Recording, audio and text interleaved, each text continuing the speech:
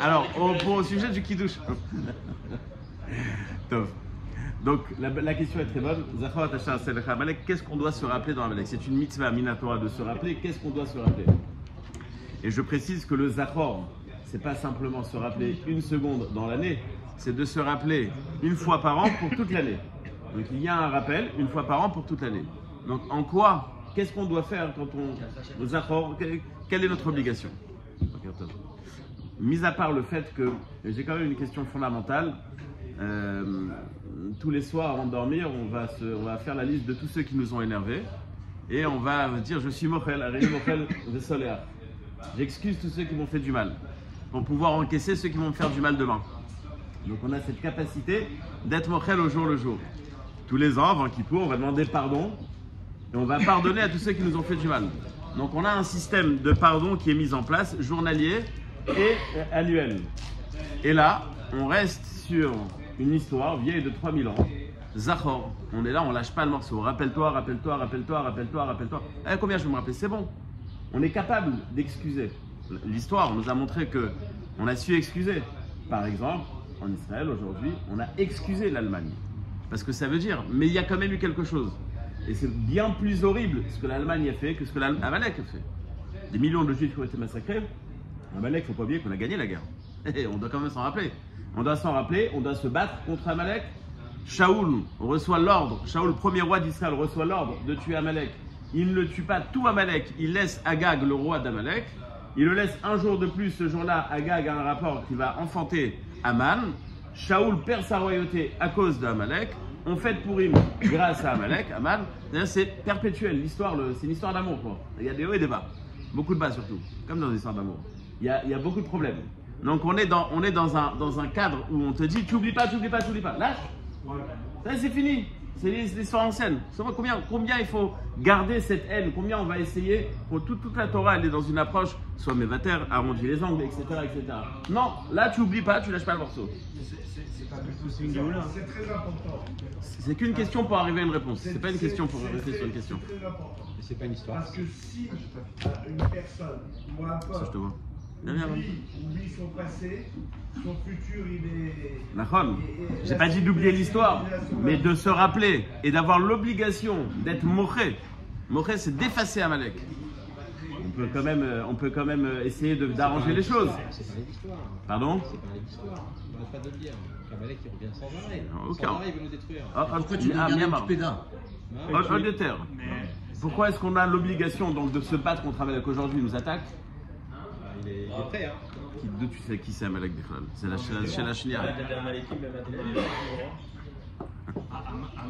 Filmez-le.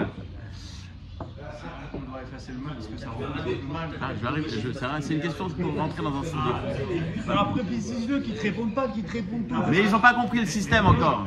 Ne répondez pas, tu sais que c'est une question pour C'est rhétorique, ça s'appelle une question rhétorique. Vous connaissez l'histoire du type qui vendait des jeans? Il vendait des jeans. Alors il y a Cohen qui vend à Lévi, Lévi qui vend à Benamou, Bouzaglo, je sais pas quoi, ça arrive jusqu'à Dupont. Dupont, il appelle le dernier vendeur, il dit c'est quoi ces jeans? Il n'y a qu'un pied. Il lui dit mais c'est pas pour les porter, c'est pour acheter et vendre. La même chose, la question c'est pas pour des réponses, c'est pour rentrer dans le sujet. Mais Kitso, Mechiat Amalek, donc on a l'obligation de se rappeler de Amalek. Et cette obligation, il y a marqué Timche et Zecher Amalek, tu dois l'effacer. Est-ce qu'on peut l'effacer? Est-ce qu'aujourd'hui on est capable? Est-ce qu'on sait c'est qui? Et si on savait c'est qui, est-ce qu'on irait le faire? Donc non seulement dans l'idée de se rappeler, c'est incompréhensible, mais à part le fait de s'en rappeler, c'est incompréhensible, ça ne peut pas arriver à quelque chose de maassi, on ne peut pas être actif. Donc c'est une mitzvah qui sert à rien. Et, dernière question, dans la Torah, on a deux endroits où on parle de Amalek. Le premier endroit, c'est dans Béchalach, et le second dans Kitetse. Dans Béchalach, on nous raconte l'histoire. Moshe Rabbeinu demande à Yoshua, lève une armée, on va faire la guerre. Yoshua lève les mains au ciel, il est supporté par Aaron et Pachour. Quand il a les mains qui s'affaiblissent, on met une pierre sous ses bras. Une histoire un peu spéciale, on a l'impression un peu magique comme ça. Quand il lève les mains, on gagne. Quand il baisse les bras, on perd. Bon, ok, l'histoire, peut-être qu'on l'expliquera à la fin. C'est la première, l'histoire elle-même, elle est racontée dans Béchalach. Qu'est-ce que nous, on va lire? La paracha qui nous dit, rappelle-toi. C'est comme si je te dis, tu as l'obligation de mettre les tefilines, qu'est-ce que tu vas faire? Tu vas lire la paracha et marquer les tefilines. Mais non, rappelle-toi, va lire Béchalach. Ne lis pas Kitetsé. Va lire l'histoire. Non, tu me lis la paracha et marqué rappelle-toi. Mais c'est pas adapté. Raconte-moi l'histoire. Si c'est ça qui est important. Donc va lire l'histoire. Donc, premièrement, on ne comprend pas prendre l'excuse pas. Deuxièmement, c'est pas une mitzvah qui est active. Et troisièmement, c'est pas la bonne paracha qu'on aurait dû lire. On aurait dû lire la paracha de Béchalach. Le Malbim, fameux, et sur la Megillah, comme chaque année, j'invite tout le monde, et si on aura le temps, je commencerai, de celui qui veut, on pourra avancer un petit peu pour expliquer la Megillah d'après le Malbim. Le Malbim explique la guerre de Amalek. Amalek, quand il est venu combattre Israël, il n'est pas venu combattre Israël comme n'importe quel autre combat. Normalement, quand il y a des guerres, c'est des problèmes de territoire. Il y a un problème de frontières, la Russie, l'Ukraine, problème de frontières.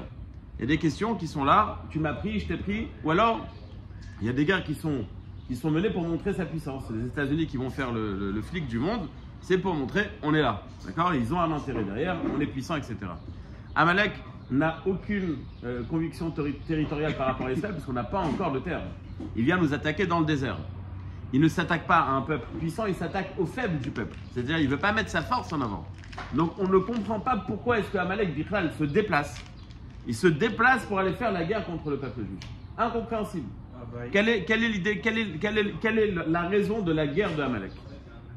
Le Malbim le ramène dans beaucoup d'endroits, cette idée-là. Et une fois, j'avais une discussion avec un juif à Tel Aviv. Dieu, pas Dieu, etc.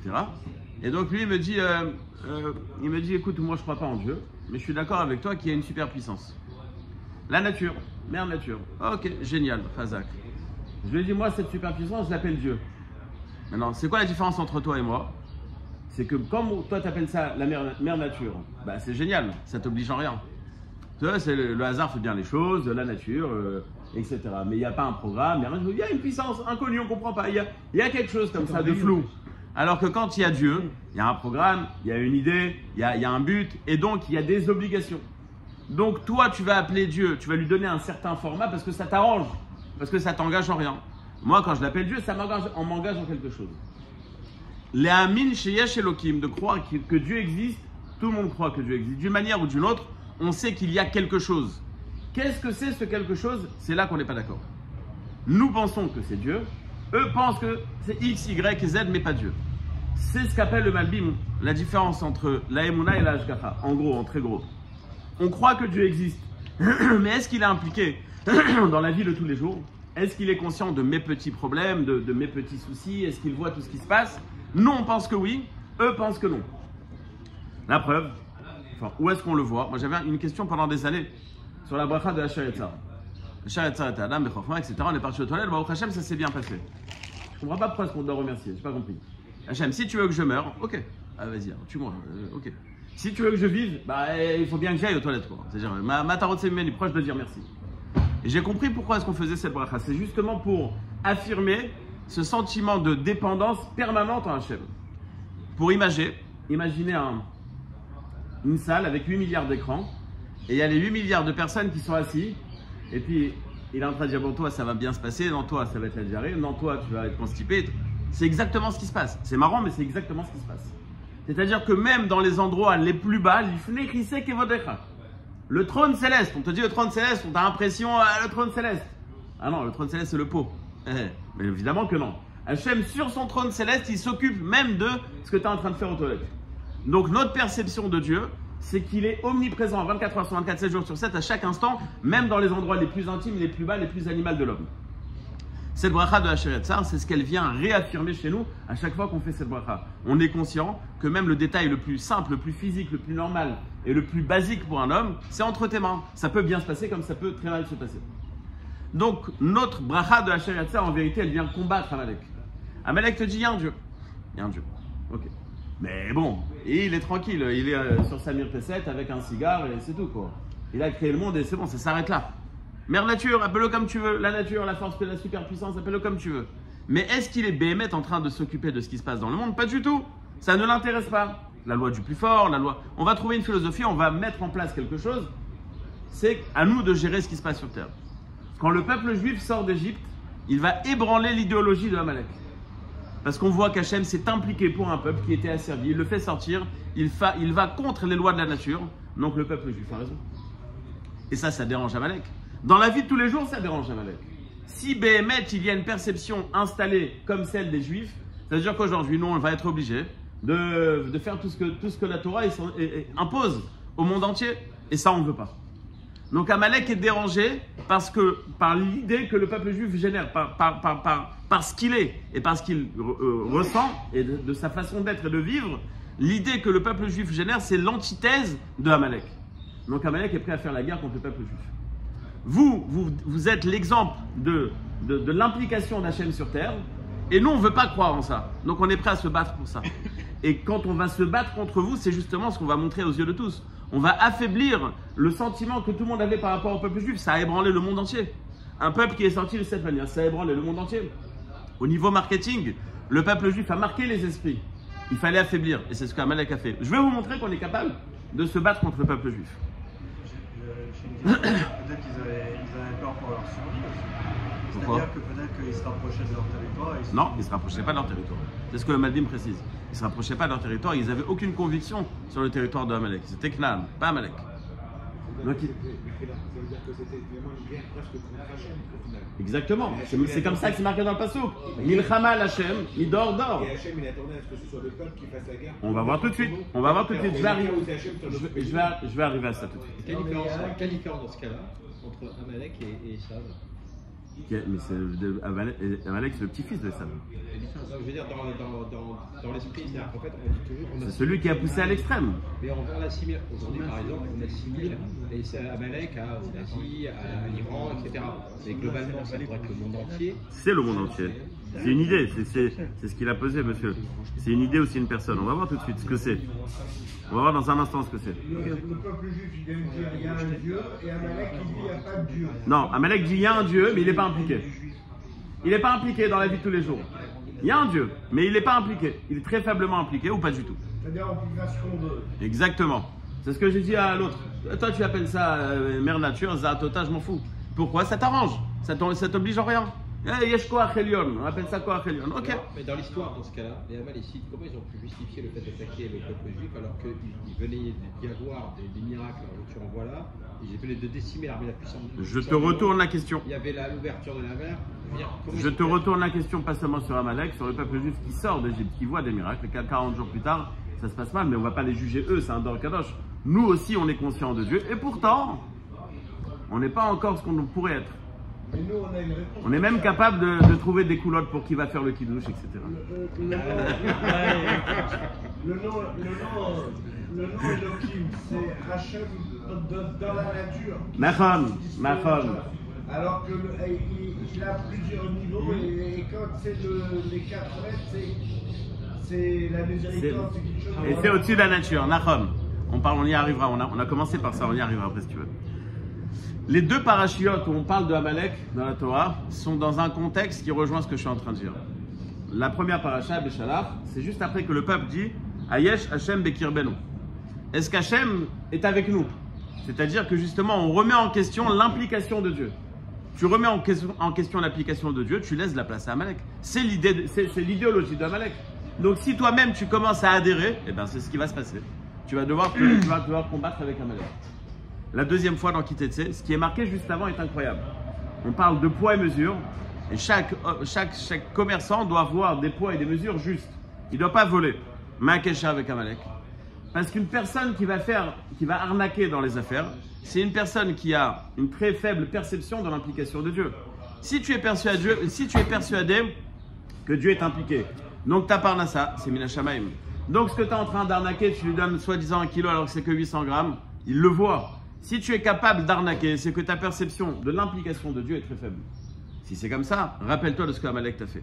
C'est-à-dire que dans ta conduite, dans Ayesh Hashem Bekirbenu, dans l'idée de la Emouna ou dans la vie de tous les jours, la vie maasite, tu ne vas pas impliquer Dieu. C'est exactement, tu rejoins cette idée de Amalek, tu vas te conduire comme Amalek. Voler, c'est Amalek. Ou tout autre Avera, c'est exactement Amalek, puisque être capable de faire une Avera, c'est d'effacer l'implication de Dieu sur terre. Donc, quand on te dit Zachor et Asher Asalecha Amalek, c'est pas, évidemment, je ne parle pas simplement, il y a une mitzvah. Il y a une mitzvah de trouver Amalek et de s'en occuper. Mais il y a une mitzvah qui génère une idée derrière. Zachor et Hachas Alecha Amalek, rappelle-toi de ce que Amalek a affaibli chez toi. Ta perception a été affaiblie. Ta vision de Dieu a été affaiblie. Ta perception de l'implication d'Hachem a été affaiblie. C'est pas un fait historique que je dois me rappeler. C'est pas rappelle-toi de ce qu'ils t'ont fait et donc, tu dois encore être énervé sur l'histoire du jour où tu as gagné la guerre contre Amalek. Non, c'est pas ça qui m'intéresse. C'est au jour d'aujourd'hui. Elle est où ta perception? Comment est-ce que tu vis les choses? Zachor et Hachas Alecha Amalek. Ce que tu dois faire, c'est te rappeler dans la vie de tous les jours de l'implication d'Hachem. Donc aujourd'hui, si par exemple je dois appliquer ce inyan de Amalek, ma façon de faire les mitzvot, mon savoir de halacha, ma façon de me conduire dans les midot, tout ça, ça s'appelle effacer Amalek. Puisque l'idée de Amalek, c'est j'ai aucune obligation, je fais ce que je veux, pas seulement avec mes cheveux, je fais ce que je veux, et donc je me laisse aller. Alors qu'un juif, il ne peut pas se laisser aller. Il ne peut pas faire ce qu'il veut. Il a des obligations. Une personne qui va se conduire exactement comme c'est marqué dans la halakha, il est en train de combattre Amalek. Une fois, quelqu'un a demandé au Rav Shach, qu'est-ce que c'est la Emoula? Il lui a dit, ce qui a marqué dans la Mishnah Berurah, là, c'est ça la Emoula. Il dit, qu'un rapport. Il dit, non, tu vois les détails. Ça c'est moutar et ça c'est assaut. Ça c'est moutar et ça c'est assaut. C'est ça la Emoula. Tu fais exactement ce qu'Hachem te demande. Qu'est-ce qu'il s'en fout? Il est impliqué. Hachem est impliqué. Oui, alors quand toi tu vas le faire, tu vas montrer que tu comprends cette implication. La première halakha du Shulchan Aruch, c'est d'être habillé. De ne pas se promener nu chez soi. Tu crois? Hachem est là. Il est dérangé? Quoi? Il me voit nu, il est dérangé? Quoi? Sous mes habits, il ne voit pas? C'est pas lui qui est dérangé. C'est toi qui dois savoir te conduire quand il est présent. Si tu sais faire attention à ta conduite, c'est-à-dire que même quand il n'y a personne, tu ressens qu'il est présent. Et donc, par respect pour lui, c'est toi qui ressens ça. C'est pas lui qui va te dire, c'est pas lui qui va être dérangé. C'est toi qui dois être dérangé de mal te conduire devant lui. Donc c'est une façon, cette mitzvah de Tziniout, c'est l'antithèse de Amalek. Donc tu es en train de te rappeler Zachor et Hachas Alecha Amalek. Je ne sais pas qui a posé la question. Pourquoi? Mais ça rejoint ce que je veux dire. C'est que quand on parle donc de mitzvah de Amalek, on ne parle pas de tuer X ou Y. On parle d'effacer chez nous l'impact que Amalek nous a créé chez nous psychologiquement, si on veut appeler ça. Si on veut, on peut appeler ça comme ça. Pourquoi est-ce qu'on lit la paracha de Kitetse et pas de Béchalach? Où est-ce que ça s'est passé? L'histoire, elle s'est passée dans Béchalach. Kitetse, c'est pas l'histoire. L'histoire ne m'intéresse pas. Je suis pas en train de te dire, rappelle-toi de l'histoire. Il a fait comme ci, il a fait comme ça, c'était besoin. C'est pas ça qui m'intéresse. Et c'est pas seulement pas ça qui m'intéresse. Là-bas dans Béchalach, il y a marqué que Hachem a dit Emre. Moi, je m'en occupe, Hachem. Je m'en occupe, je vais effacer le nom de Amalek. Ça sert à rien. Ça sert à rien qu'une obligation spirituelle soit faite par Hachem. Ça ne sert à rien. Il y avait une histoire avec le Admour Nickelsburg. Il avait une question sur une suga pendant je ne sais pas combien de jours. Et sa femme, il y avait un Rav qui est venu le voir. Et la femme, elle a dit au Rav, écoute, mon mari, ça fait 3 jours qu'il ne mange pas. Ça fait 3 jours qu'il ne mange pas. À cause de quoi? Il a une couchia sur la suga, il n'arrive pas à manger. Ok, c'est quoi la couchia? Bon, le Rav dit, écoute 2 secondes, laisse-moi réfléchir. Il rentre dans une pièce, après un quart d'heure, il sort, il lui donne une réponse monumentale. Admour, il lui dit, mais comment t'as fait? Il lui dit, j'ai compris que c'était compliqué, je suis rentré, j'ai mis de l'argent dans la tzedaka, j'ai posé ma tête sur la tzedaka, j'ai prié Hachem, Abaye et Rava, ils sont venus m'ont expliqué. L'Admour, il dit, à quoi ça sert alors? La mitzvah, c'est de se casser la tête. Moi aussi, je peux le faire, j'ai pas besoin d'Abaye et Rava, moi je la comprends tout seul. Tout ce qui est Rouchani, c'est à toi de le faire. Tout ce qui est Gashmi, c'est entre les mains d'Hachem. Combien d'enfants tu vas avoir, quel parnassa tu vas avoir, quelle santé tu vas avoir, c'est pas entre tes mains. Tu peux savoir est-ce que demain tu seras en bonne santé? Non. Tu peux savoir que demain tu vas gagner plus ou moins d'argent qu'aujourd'hui? Pas du tout. C'est entre les mains d'Hachem. Mais est-ce que demain ou aujourd'hui ta tefila sera meilleure? Ça dépend de toi. Akol bidei shamayim chutz mirat shamayim. La seule chose sur laquelle tu as une obligation, c'est justement ta hirat shamayim. J'avais parlé une fois avec un monsieur très riche, très riche. Et non, pas de Tel Aviv, mais pas loin. Et ses enfants étaient dans une école goy en Israël, faut le faire. Mais non, c'est quelqu'un de bien, religieux et tout. Il aimait la Torah, etc. Il a ramené des rabbinim pour étudier avec ses enfants. Je lui ai fait le contraire. Mais dans une école religieuse, il a amené un prof de chinois. Parce que c'est important pour toi. Surtout que Benny et Bencha, tu as de l'argent pour marier tes petits-enfants. Qui nous malachat, quoi. Qu'est-ce que tu t'en fous? Il a dit non, tu comprends, à part de ça, c'est important. Je suis d'accord. Mais ma imirat shamayim. Qui te dit que il va pas avoir une copine, qui te dit que, je sais pas moi, qui te dit qu'il va manger kasher, qui te dit que. Mais j'ai Hachem Yazor. J'ai Hachem Yazor sur ce qui est Rouchani. Et sur ce qui est Gashmi, Hachem il va pas t'aider. Mais c'est tout le contraire.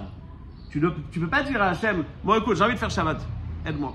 J'ai envie de manger kasher, aide-moi. Je fais rien pour. Par contre, pour le travail, là, tu laisses rien passer. Tu mets en place, tu as une stratégie, tu vas construire, tu vas vendre, tu vas faire. Là, tu dis pas, Hachem, aide-moi. Tu te débrouilles tout seul. C'est le contraire.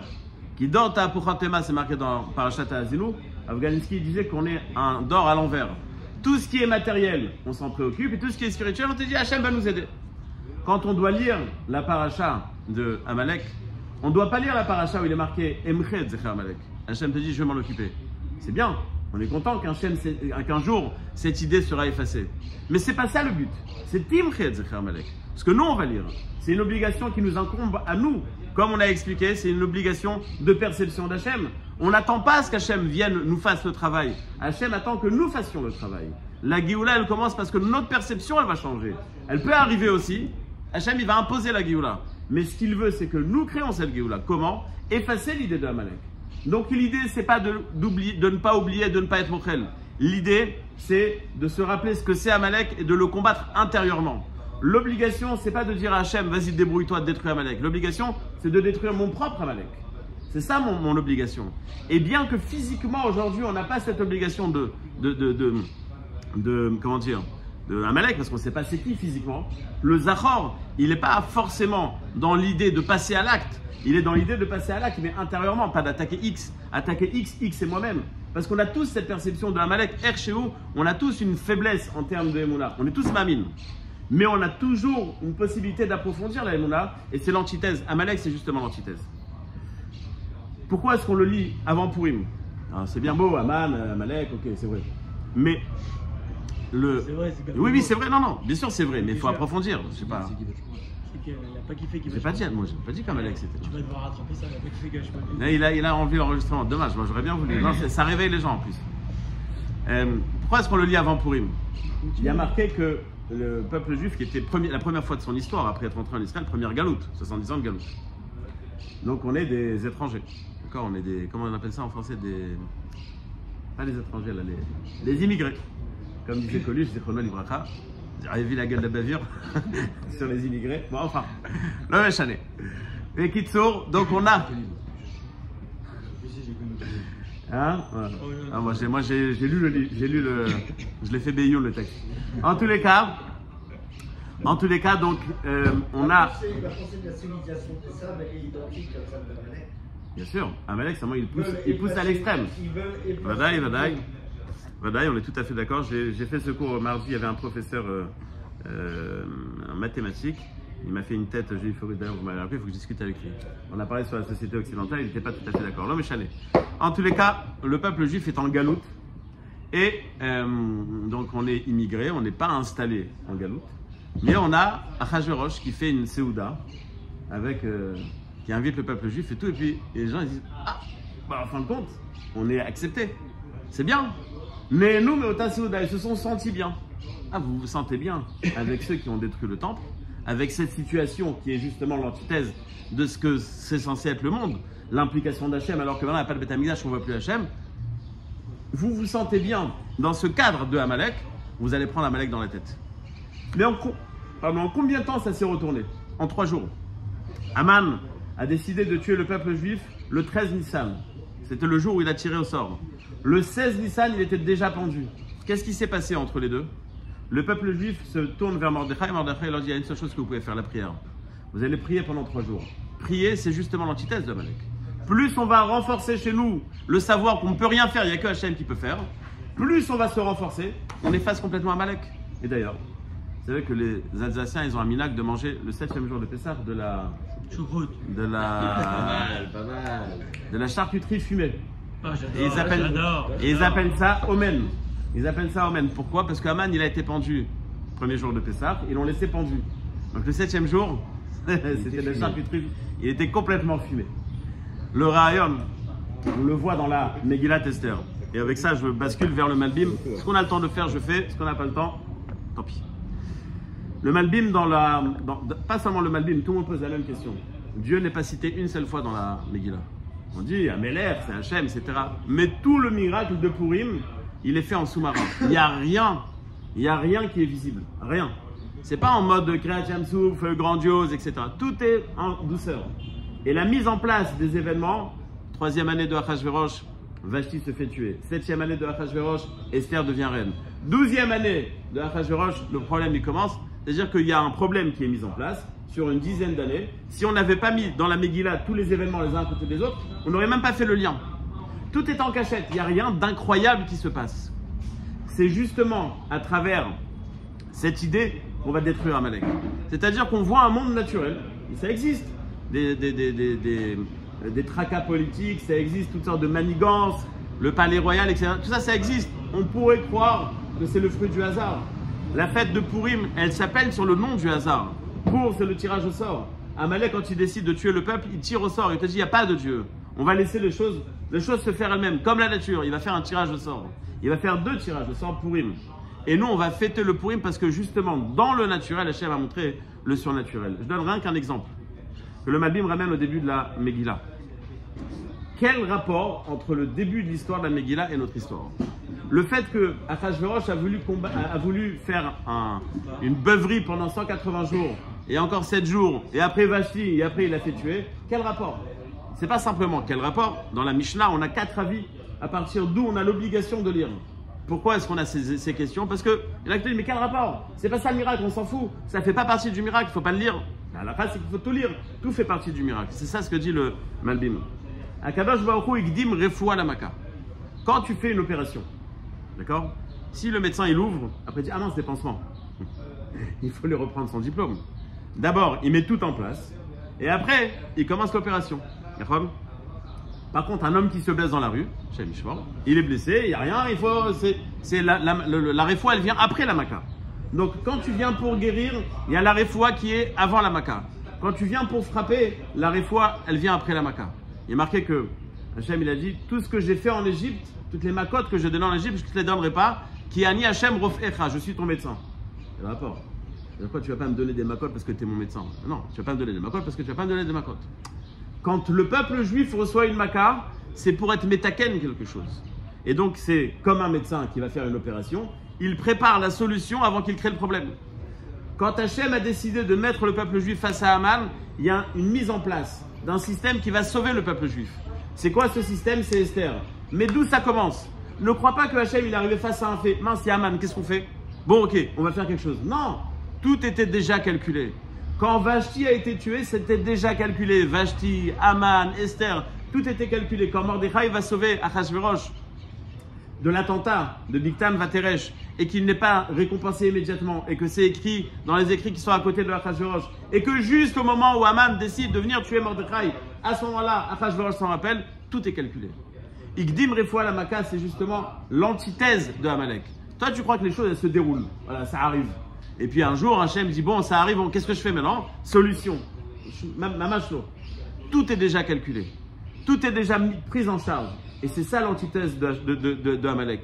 On doit rappeler Amalek avant de lire Purim parce qu'on doit comprendre quelle est la différence entre les deux. Alors on va te mettre en relief les deux sujets. Amalek, le manque de savoir et de savoir que Dieu est omniprésent. Le Amalek, la vision de le monde est laissé à lui-même, la nature fait bien les choses, etc. Toutes ces phrases qu'on connaît. Et le peuple juif, c'est pas du tout. Il n'y a rien qui est naturel. Il n'y a rien qui est normal. Il n'y a rien qui est standard. Pour terminer avec une petite phrase du Rav Steinman, qui est une personne qui vivait d'après cette perception. Il avait 100 et quelques années, une iftar, il était en train de faire Shnaim Mikra Vechataou, c'était une iftar tranquille, quoi, on va dire, c'est comme ça. Et donc, je sais pas, quelques mois avant son décès, le médecin lui a dit, mais Rav, vous savez que où tu vis par miracle. Le Rav, il a répondu ni une ni deux. Et toi alors? Il n'y a pas, tu crois parce que moi je suis vieux, alors c'est. Et toi alors? Pareil. C'est-à-dire, il n'y a rien de naturel. C'est pas parce que tu as 20 ans en bonne santé, c'est normal. Et moi j'ai 100 ans, c'est pas normal. Non. Le 20 ans et le 100 ans, c'est exactement pareil. Hachem il veut, Hachem il veut, Hachem il veut pas, Hachem il veut pas. Ben, tu à tous pour Im Samer. Pardon? Le médecin il a dû trembler. Vous me dites ça, je suis pas bien? Non, je te dis, et toi?